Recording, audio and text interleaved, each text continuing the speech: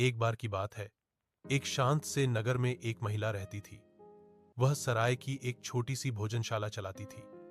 दिन भर यात्री आते, भोजन करते और आगे की यात्रा पर निकल जाते। एक रात जब सारा नगर सो रहा था, उस महिला ने एक सपना देखा। उसने देखा कि एक ब्राह्मण उसकी सराय की भोजनशाला में आया। वह चुपचाप बैठा, भोजन किया और बिना कुछ कहे चला गया। सुबह उसकी आंख खुली। सपना उसे बिल्कुल सच्चा लगा, मानो वह घटना सच में हुई हो।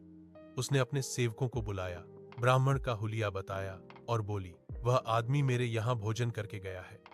जाओ और उससे भोजन का मूल्य लेकर आओ। सेवक नगर की गलियों में निकल पड़े। थोड़ी देर बाद उन्होंने एक ब्राह्मण को रास्ते में पकड़ लिया। सेवकों ने कहा, तुमने हमारी मालकिन की भोजनशाला में भोजन किया है, अब उसका मूल्य चुकाओ। ब्राह्मण यह सुनकर सन्न रह गया। उसने शांत स्वर में कहा, मैं पूरी रात अपने घर पर था, मैं कहीं नहीं गया और मेरे पास देने के लिए पैसे भी नहीं हैं। लेकिन सेवक नहीं माने। वे उसे घसीटते हुए ले जाने लगे। राह चलते लोग रुक गए, भीड़ जमा हो गई, नगर में चर्चा फैल गई। आखिरकार बात राजा तक पहुंची।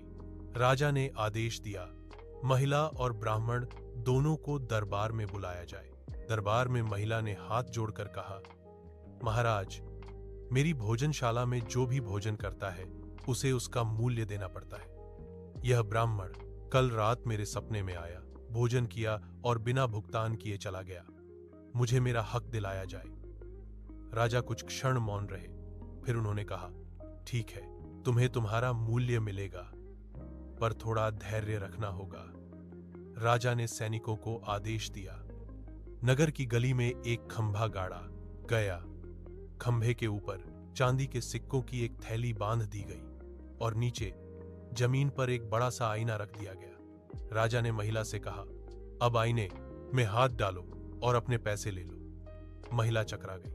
वह बोली, महाराज, आईने में हाथ डालकर मैं पैसे कैसे ले सकती हूं? मुझे तो असली सिक्के चाहिए जो उस थैली में बौंधे हैं। राजा मुस्कुराए। उन्होंने कहा, नहीं, वे असली सिक्के तुम्हारे नहीं हैं। ब्राह्मण तुम्हारे पास सपने में आया था, सपने में भोजन किया था, इसीलिए आईने में दिखने वाले पैसे ही उस भोजन का सही मूल्य है।